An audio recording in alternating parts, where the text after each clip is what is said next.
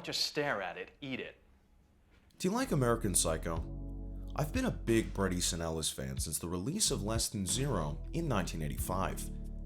When I watched American Psycho for the first time, I didn't understand it. It was too all over the place, too gory.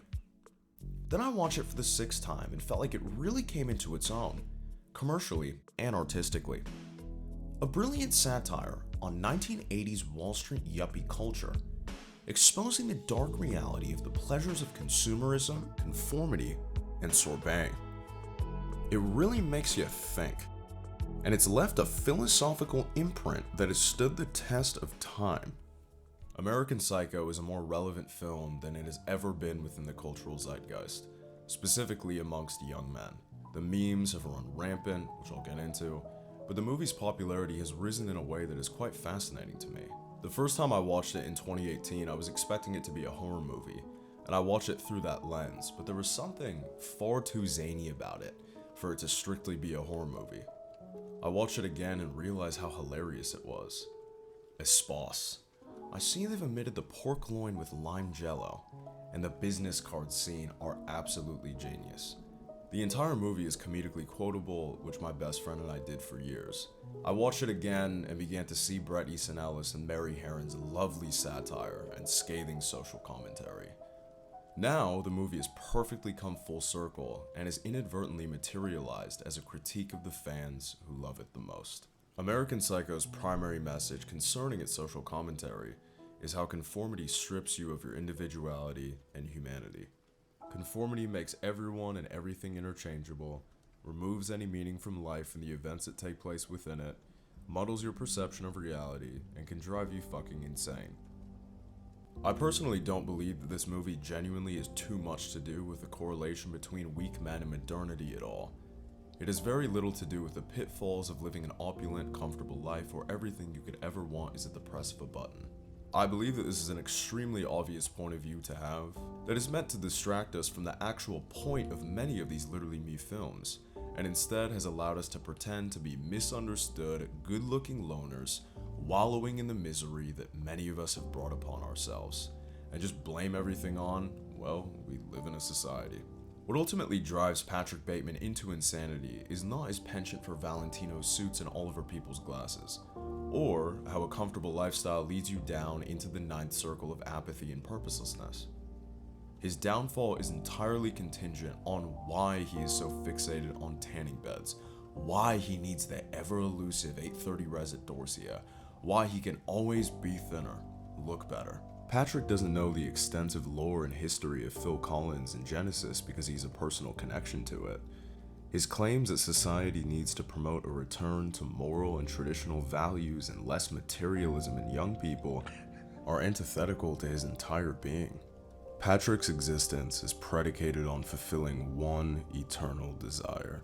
He just wants to fit in. By adhering to the right ideology, listening to the right CDs, and applying the right herb mint facial mask, Patrick has ultimately given up any semblance of personal identity and has become no longer human.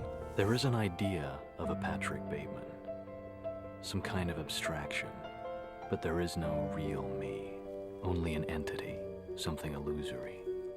And though I can hide my cold gaze, and you can shake my hand and feel flesh gripping yours, and maybe you can even sense our lifestyles are probably comparable, I simply am not there. Serial conformism and lack of individuality has mutilated his and the rest of society's ability to interact with a stable, fulfilling existence. Akin to Patrick, many people and many men in 2023 are extremely unfulfilled, and I get it. Social media is the real pandemic that hasn't been treated, and young men are lonelier than ever. Many of us are finally waking up to the cold and bleak reality that Western civilization is crumbling right before our eyes, and it's left us downtrodden and hopeless. The overall degeneration of society has forged a new archetype of man, personified by Patrick Bateman himself, the Sigma male. Why Sigma males are more attractive than alpha males. Stay tuned.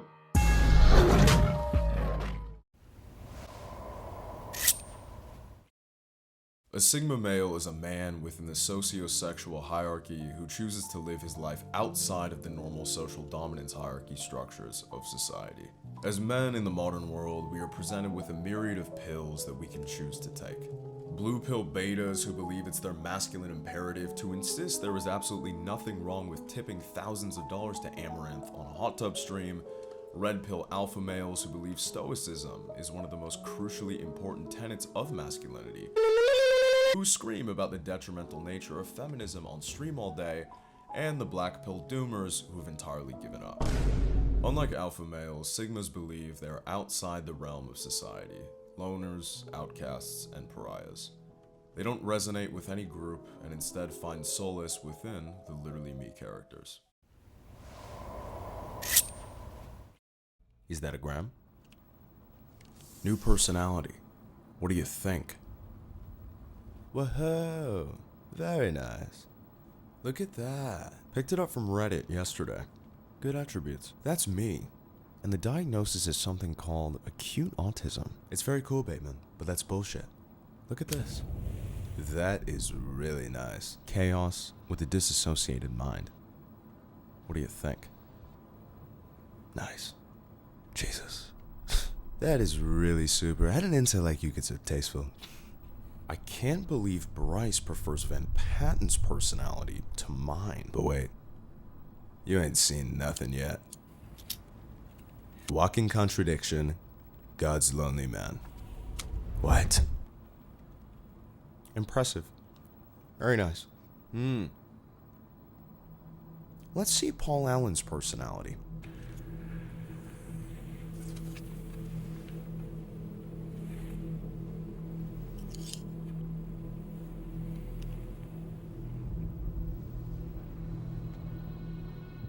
Look at that subtle off-white makeup.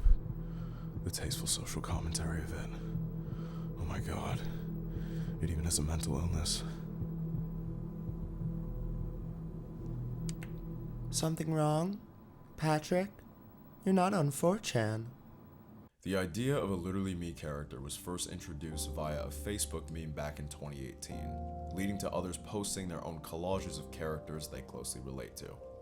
People would often post these images with captions such as, "She's literally me," or "He's just like me, for real," hence the term literally me character. As people continued to post their ideas of what a literally me character should be, common themes among these characters became apparent. The average male characters often exhibited discontentment with society, struggles with mental health, and an inability to fit in, while the average female characters often dressed alternatively, suffered from traumatic experiences, and isolated themselves from others. The movies from which these characters originated were compiled into lists. Most of them overlapped with one another extensively, thus creating the literally me genre. The literally me characters illustrate the plight that many young men feel in their day-to-day existence. Immeasurable ambivalence and unequivocal loneliness are expected in today's world that resembles something along the lines of idiocracy. But the pedestalization of these literally me characters and openness of adoration for them is something that I have, let's say, an interesting time understanding. Bateman and everyone around him are slaves to conformity in the most tremendously poignant way I've ever seen depicted on screen. Everyone's outfits are indistinguishable from one another. The main characters all hold the same position of vice president, and all anyone cares about is Fucking dinner? In the business card scene, the characters genuinely make convincing cases for their cards not resembling their peers in the slightest. Wrong. They're all white cards with black type. Funny enough, Carruthers is the only one who has copper type on his business card, and no one could give a single fuck about it. The company that Patrick Bateman works for is even called Pierce & Pierce. By name and definition, the company is predicated on homogeneity and adherence to the status quo. The firm being called Pierce & Pierce is not only a perfect characterization of the woes of conformity and the impending doom of Patrick's sanity beginning to slip, but a statement about literally me characters in and of themselves. Throughout the film, characters' names are misused, beginning with Paul Allen referring to Bateman as Marcus Halberstram, obfuscating reality further as the movie plays out. When Bateman talks to his lawyer at Harry's bar in the final scene, his lawyer calls him Davis repeatedly, and mentions that Bateman is too much of a loser to do such a thing, leaving not only the viewer, but Bateman wondering, is he actually who he thinks he is? After Bateman launches a grenade from his handgun and decimates New York's finest, he attempts to open his car door, only to realize the car isn't his. He runs past a line of cars that all look exactly the same, one after the next. He then proceeds to enter multiple apartment buildings, all resembling each other, only to find none of them are his, or Paul Allen's, or whoever he is choosing to be. The attendant at the front desk fondly looks at Bateman and asks him, "Burning the midnight oil, Mr. Smith?" Bateman shoots him in the face. One must ask themselves, is any of this remotely real? Does it matter? Everything is a copy of a copy of a copy, delegitimizing everything, everyone, and reality itself. Clearly, Patrick Bateman is someone who is in touch with his humanity. I know in 2023, it's hip to be Patrick Bateman, but it's incredibly evident that none of you Sigma males have actually laid eyes on this movie. When did you forget Patrick Bateman was a sociopathic serial killer who may or may not have murdered 20 to 40 people in cold blood over the course of the movie? Unless you are in a legitimate state of psychosis, there is no possible way to see this character as anything but deplorable. Or so I thought. This fundamental misunderstanding reminds me of the neglect another staple of the Literally Me films has received: Fight Club. We're the middle children of history, man. No purpose or place. We have no great war, no great depression. Our great war is a spiritual war. Our great depression is our lives. Chuck Palahniuk expertly portrays how excessive importance placed on capitalism, consumerism, and comfort has rendered an entire generation of men empty, unseen, and without purpose. The men who feel lost join a clandestine group at night where they beat the fuck out of each other, escape the Matrix, and live happily ever after. At least that's what I would believe transpired if a fan of the movie, or some film bro who probably secretly dreams of being able to pull off Vincent Gallo's scarlet boots from Buffalo 66, told me the plot of the film. Guys, Project Mayhem, hello! The Fight Club begins as a bloody catharsis from the drudgeries of life for the men partaking. Tyler Durden has unchained their shackles of ambivalence and has given them a space where they can congregate and unleash their primal instincts far away from the rigid structures society has enforced, a place for the lone wolves to howl in peace. However, during the third act, Tyler Durden mutates Fight Club into Project Mayhem, where all of the members must dress the same, cut their hair the same, and all believe the same ideology. Sound familiar? They follow Tyler blindly, doing whatever he says without question, conforming to his status quo. Albeit more anarchist than having the right IKEA silverware set, but the status quo nonetheless. These men have run from one cult to another, causing me to question if any of the Literally Me enjoyers actually ever wanted to be misunderstood loner individuals in the first place. For all of this talk of feelings of alienation due to the degeneration of society, it's peculiar how the movement's mascots are a millionaire actively taking place in hedonism, consumerism, and murder, and another who becomes a cult leader for young men who feel out of place. By the way, one of the definitive characteristics that both of these gentlemen share is complete and utter delusion. Reality is constantly slipping through their fingers, and it drives both of them insane. Now, here's the thing. Relating to these characters is perfectly understandable. We've all got a few screws loose. We all know no one in the world really gives a fuck about us. We're all probably children of divorce.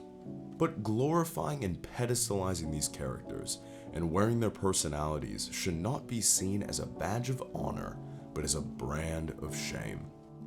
As a lonely young man, reveling in your despair can effortlessly become a vice, exacerbated by Literally Me media. I've been and have been guilty of trying to fill the hole in my heart with romanticized misery for almost my entire life. Whether it be an overindulgent, melancholic poem I've written about my self-imposed misfortune, or the consumption of literally me adjacent media, these works are all confirmation bias for the disheartened and the downtrodden. Now, I'm not saying that one should desire to be elated on a consistent basis, as that will lead to the road many of us already walk. What I'm saying is that large contingents of you believe you are an individual on the path to escape the stringently enforced parameters of the cult of mainstream society, only to run straight into the arms of another, just as conformist, just as vapid, where beneath the guise of individuality, everyone wears the same mask.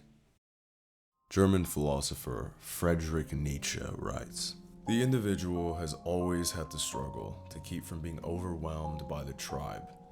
If you try it, you will be lonely often and sometimes frightened, but no price is too high to pay for the privilege of owning yourself." This quote perfectly encapsulates Patrick Bateman's character and elucidates the detrimental effects that adhering to conformity can lead to. Patrick Bateman has no ownership of himself whatsoever. Everything that he says, everything that he believes, and everything that he does is contrived and predicated on the fact that he just wants to fit in. The size of his apartment, his bone-colored business card with silly and rail lettering, and the reservation at Dorsia that he doesn't have, all own him.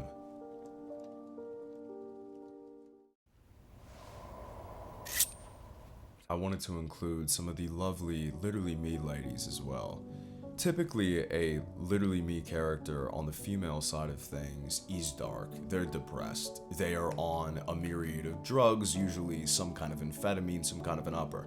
They are also unbelievably gorgeous, typically at the beginning of the film, sometimes throughout the entirety of the film or the show, but usually they always are met with an untimely demise, and it's really a shame. A few years back, my best friend and I were watching season 1 of Euphoria, and there's this amazing scene with Maddie, played by Alexa Demie, where she gets this new coat as a gift from Nate Jacobs, and she goes, "I'll fucking kill for that coat." It reminds me of Sharon Stone from Casino. And of course, the clip is nowhere to be found anywhere on the internet, because the average Euphoria viewer is an absolute Philistine to their core.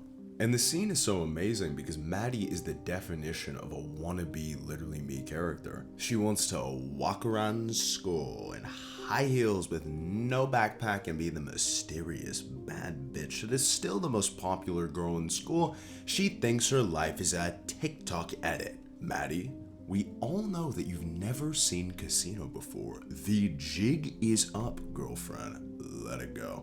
You dumb fucking bitch! I'm gonna no. Yeah, it's kind of this idea of being attached to this character who is kind of this femme fatale sex symbol who is beautiful and intelligent in every way, and then completely forgetting what happens in the rest of the film.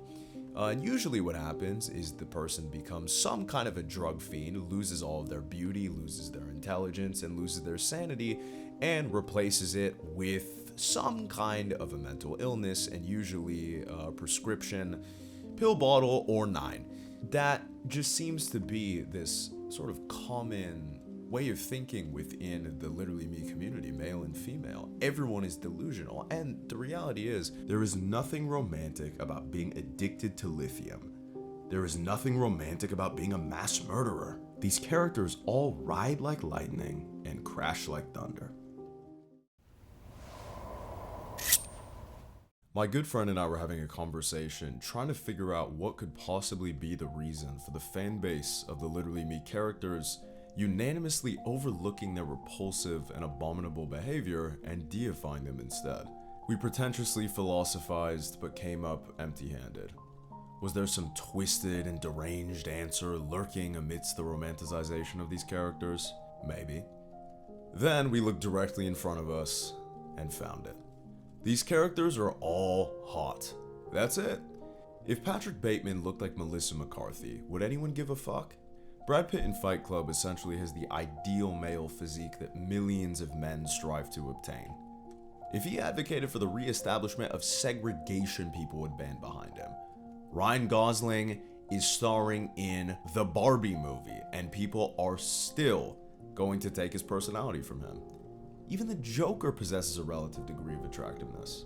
My friend and I went deeper, attempting to investigate this brilliant realization we had stumbled upon. The real pretty privilege that people don't talk about is getting away with literal murder because of one's attractiveness. You got Jeffrey Dahmer. People are rooting for Dahmer in that Netflix show that came out. Ted Bundy was convicted in court, and he had fangirls in the courtroom like Michael Jackson in the 80s, because all women love serial killers. Griffith from Berserk is another amazing example. He's just so gorgeous. There was that one scene where he's riding out to battle and some noble says, well, I think I might be gay for saying this and believing this, but Griffith looks like he's right out of a painting. And, you know, obviously we know that Griffith is pure evil, but when I watched Berserk for the first time, Griffith was doing all of this horrible shit. All of these red flags are coming up left and right, and I still thought, yeah, well, you know, he's hot, so how could he be evil? Anatar from Lord of the Rings is one of the forms that Sauron takes on. He is so beautiful and so angelic. Anatar deceives the elves and gets them to be a part of the creation of the Rings of Power. And why did the elves fall for this trick? Because Anatar was just too pretty. I mean, the obvious example, and the most extreme example realistically, is Satan himself. People think that Satan is, you know, this evil little devil running around with his horns. He's not fooling anyone with the horns. The only way that you can deceive someone is under the guise of beauty.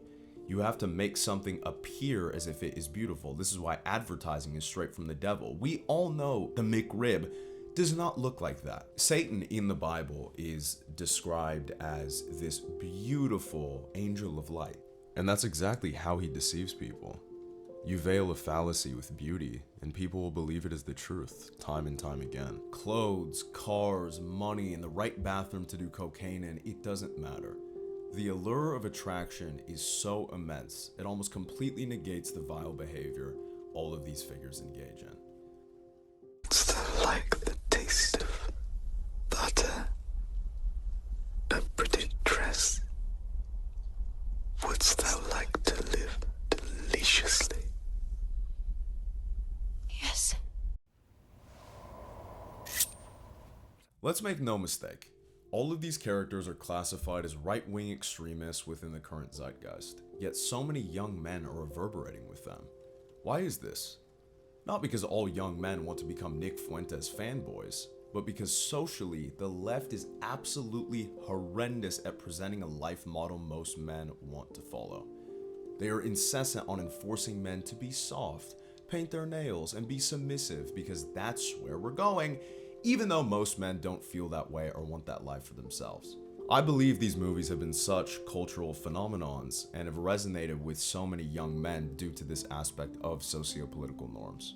Many of the men in this country genuinely feel as if they are on the brink, they are at their breaking point, and that's sort of the commonality between these men and these characters, because most of these young men are not working for Pierce & Pierce. Most of these young men do not have the physique of Brad Pitt, but in a way, there is that relation that these young men feel to these characters. And on top of that, with Patrick Bateman specifically, he possesses a myriad of attributes that denote success in the traditional masculine way. He's got the apartment, he's got the Valentino suits, he's got the right haircut, he's got the abs, he's got the body, he's got the axe and the chainsaw, and the Air Monarchs with no Valentino suit on. And although it may be completely wrong, there are still so many young men who want to live out these more traditionally masculine existences. I'm personally not a proponent of showing success or status through excess consumerism, but not acknowledging that fact and just ignoring the people that do would be extremely asinine. There's a ton of guys that just don't want to be soft. They don't want to paint their nails, they don't want to have long, obnoxiously shaggy hair, they don't want to be out of shape. And the left vilifying all of these movies and all of these characters, while looking the way that they do, behaving the way that they do, and believing the things that they do, gives more fuel, fire, ammunition, what have you, to these young men that feel disenfranchised and lonely. If your only advice for these young men is to tell them to shut the fuck up and no one cares, that's the narrative already. And if you're gonna sit here and say, these young white men, they feel lonely and disenfranchised, and they say they don't have a voice, shut up.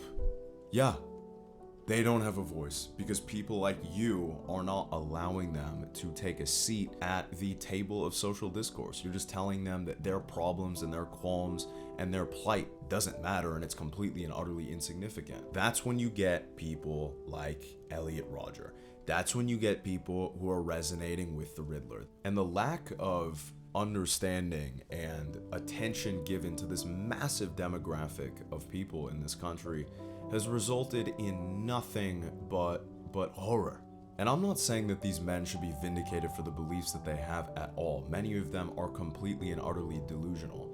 But dismissing them entirely, not paying them any mind, and telling them that they need to shut the fuck up and their voices don't matter is not going to be a good thing. If we paid more attention to these people, then none of this bullshit would be happening. Well, certainly some of it, but I think step one is to maybe tell them that their problems do matter. Maybe show some empathy. Maybe be a little bit tolerant. That's what the left is supposed to be, right? A lot of people forget who wrote these stories. Bret Easton Ellis is famously a gay man. And what I think is that this is someone who grew up in the 80s around exorbitant amounts of wealth and probably knew some of these yuppies personally, and looked at the entirety of the culture, and as a homosexual man probably thought to himself, these guys are gay as fuck. He was part of that whole Yale thing. Yale thing. Yeah, Yale thing. What do you mean, Yale thing? Well, I think for one that he was probably a closet homosexual who did a lot of cocaine at Yale thing. So much of American Psycho is this satirization of hypermasculinity that is completely flown over so many people's heads. And a lot of people are gonna hate me for saying this, but a bunch of dudes sitting around comparing the color of their business cards, their haircuts, and their tanning beds, well, you can't really get gayer than that. It's so funny how these movies have become these pillars of masculinity, yet I believe that Bret Easton Ellis is totally making fun of sort of the homoeroticism that went along with this masculinity. It's exactly the same with Chuck Palahniuk. Chuck Palahniuk is gay as well, and Fight Club is also an extremely homoerotic movie. It's about, you know, a bunch of guys who take their shirts off and beat the shit out of each other. And you have, you know, twink Jared Leto, he's in there. Obviously, Tyler Durden is extremely attractive. And it's just funny how these havens for men, these places that they can go, these male spaces, are sort of in tandem and synonymous with homoeroticism. And there's nothing wrong with being homoerotic at all. It's just funny how these movies are, once again, these staples of masculinity. On with the homoeroticism, I guess. I wanted to look at some Sigma male TikToks, and this guy specifically has been popping up everywhere on my feed. I can't escape him. Or that horrible sound, which I'll probably have to sing later for copyright reasons and all of that. His name is Argan Bai. He is a YouTuber and a TikToker and a content creator from Kyrgyzstan. So let's give a few of them a look, shall we?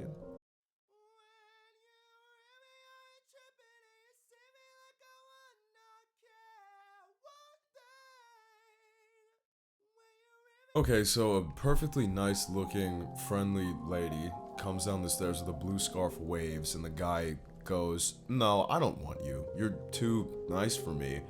And then Argan does the Patrick Bateman Sigma face. So I guess that's a good thing, and that's a tenet of the Sigmas, to reject perfectly nice women. Aren't these the same people complaining about not being able to attract women in the first place? There's one right here in a cute blue scarf, and you turn her away and then complain and resonate with serial killers. Let's check some more of these out.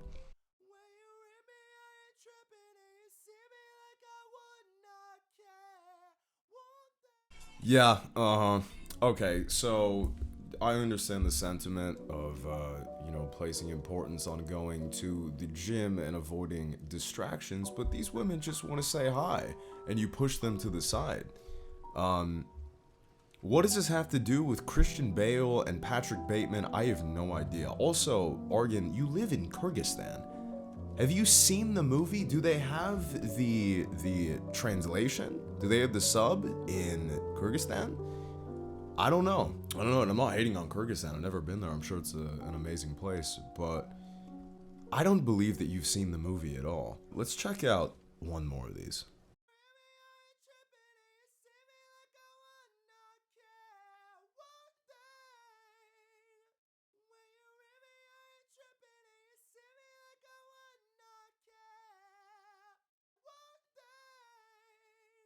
No. So, all of these Sigma males are now a part of an army that Argan by Argan B has accrued. Let's go through some of the comments on this one. Bro is on a mission to make the whole world Sigma. Bro's a menace. Look at what this guy accomplished. Dude is a true Sigma. Respect. My friend, what he accomplished is exactly what American Psycho warns you about. Conformity. You're all the same. You all dress the same. You're all doing the same Bateman Sigma face. Oh, the irony. That is wild that the movie and its critique has come full circle in that regard. You have a bunch of these young kids in Kyrgyzstan who have never even seen the movie and have no concept of what the movie is trying to get at.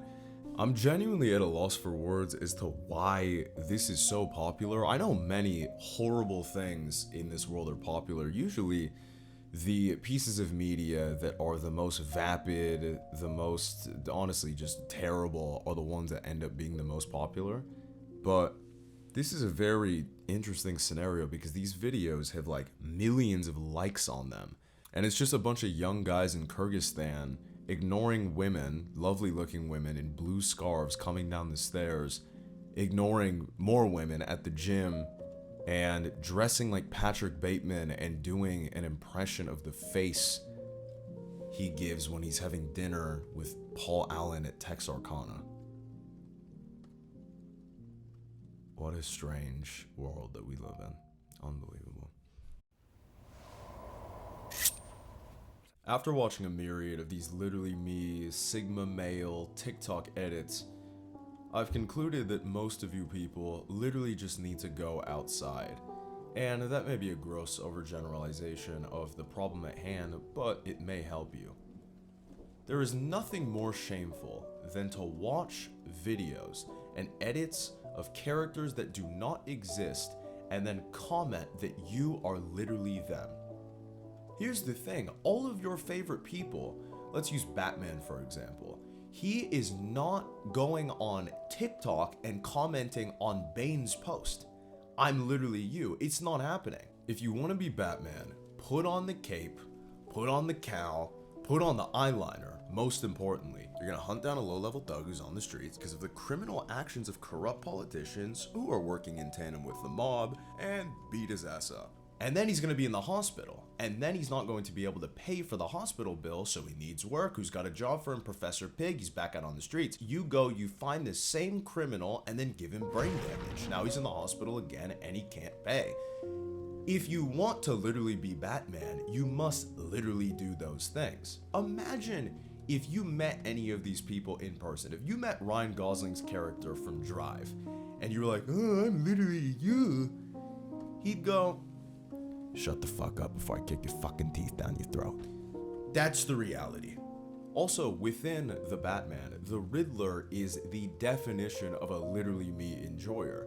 He thinks that he's literally Batman, and then they have the interaction and the Riddler's like, we're doing this together. We're the same. This is all in your head. You're sick. Twisted. How can you say that? You think you'll be remembered? You're a pathetic psychopath. Begging for attention. You're gonna die. None of these people would think that you're cool for thinking that you are them. It's a complete disgrace.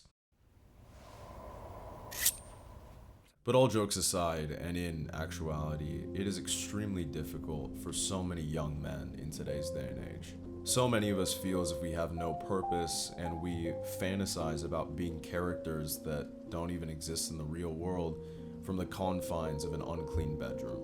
There are very few people within society who have come to the aid and defense of men who are struggling with loneliness, and generally speaking, that issue just gets completely swept under the rug, and it doesn't really seem to be an issue that people really care about at all. Those good boys are all terrified. I know that from talking to my son. He's just like, I'm just not going there. Is that healthy? Yes, I think it is actually. I think it's better to not have a physical relationship than to have one that could ruin a woman's life. But then how do they ever start? Well, don't. If you're not 100% sure, don't. What are you going to have, a bunch of Newton boys who never had... So obvious. We actually do have that. Gen Z is having far less sexual relationships than any ever before. It's true. We don't really have too many positive role models for men, and to be completely honest with you, the only men within the mainstream who have legitimately acknowledged these problems are Jordan Peterson and Andrew Tate. And I don't know if those are the most amazing individuals to be taking advice from, and you know, we probably shouldn't be deifying them at all either. So that has me thinking, what positive role models do we have within society or culture for young men who are dealing with loneliness? I personally think that Guts from Berserk is a fantastic choice. Guts is someone who, against all odds and in spite of everything, demons, Griffith, the God Hand, and fate itself, continues to fight through his pain and continues to try and eradicate the drudgery from his life. And it's not about struggling every single day for the sake of struggling. And it's certainly not to struggle to proliferate the monotony of your meaningless life in any capacity. It's to struggle, and it's to be resilient with the end goal of escaping all of your demons. And that day for many of us will never come, but in my estimation, if I do not continue to fight, and if I succumb to my demons and to my fears and to the plight that I experience within my life, I will never get to see the day of me finding peace and purpose. Guts is someone who probably strongly repudiates the Travis Bickle "I am God's lonely man" syndrome or trope or whatever you want to call it. Guts doesn't give a fuck. If God told Guts to his face, "Guts, you are my lonely man," he'd be like, fuck you.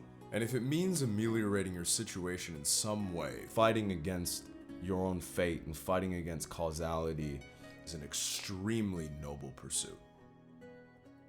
It seems as if so many of the Literally Me community members have given up. They have ultimately submitted to their loneliness and their depression and feelings of morose and eternal sadness, and they've given up the fight. If you do choose to model your life around some of these characters, and if they do give you inspiration, like Guts, you would be doing him an absolute disservice and spitting in his face by not continuing to fight. Through hell, through rain, through torturous situations, whatever it is, he never gives up. The fortitude that he has in terms of his ability to struggle and to carry on through everything in spite of it all is a beautiful thing. And if anyone does watch this video, I would absolutely love to hear what positive role models you guys believe there are for young men within media or culture or real life or whatever it is. A gift that many of us have that we are underappreciating immensely is solitude. When you're genuinely alone with no one to call, you are forced to analyze and deal with all of your issues and all of your inadequacies, because reality hits you fucking hard in the face and they are right there in front of you. If you embrace true solitude, it can create authentic self-reflection and honesty about yourself and your situation, and most importantly, bring on this soul-numbing sorrow, which I think is the only genuine catalyst for one to embark on the journey of achieving fulfillment. To appreciate a time of peace, you must have endured suffering. And I think it's all about merging that darkness with personal growth. You gotta keep a toe or two in that world of darkness because you know it so well. But I think not being afraid of it and not running from it is the only thing that will allow you to conquer it and to truly step foot into the light. And something that I've realized over the years is that you're gonna have to eschew the edginess a little bit and really embrace being a bit more wholesome. I used to live in San Francisco, and obviously I would walk all around the city, and on multiple occasions I walked past dogs and they would look at me and they would start whimpering. And I think they understood how much hatred I had for the city, for everyone, for myself as well, and for them. Maybe a year and a half after that, I was still at a horrible place emotionally. I was in dire straits, but I was on break at work, and I would go to the Painted Ladies, go to that little park, and I'd sit on the grass, and it was a beautiful day, and I remember looking to my right and seeing all of these lovely, majestic dogs frolicking in the grass, and they were so beautiful and so playful and innocent, and that made me smile. And us men, and us lonely men, just need a few things every now and then that can cause us to smile. A lot of the time the brightest light shines in places that we're not even looking. I would have never thought in a million years that watching a Doberman play around with a ball on the grass would completely change my perspective in that moment on life and the way that I felt, and give me a reason to keep going. And although there is that beauty, the world still sucks, and we all know that, and realistically, the end is near. But if we are able to foster and curate our own lives and our own existences in the real world, away from TikTok, away from all of this garbage, I think we can develop beautiful relationships with ourselves and with other people, and from a distance, watch the world burn and inevitably drown in the flames with a smile. Pain and suffering are always inevitable for a large intelligence and a deep heart. The really great men must, I think, have great sadness on earth. If that is true, we should have the intelligence to not resonate with psychopaths, serial killers, and socially awkward people on the internet and comment that we are literally them. And if our hearts are truly deep enough, we should have the capacity to learn to love all the little pockets of light in this dark world and go from there. Goodbye now. I have to return some videotapes.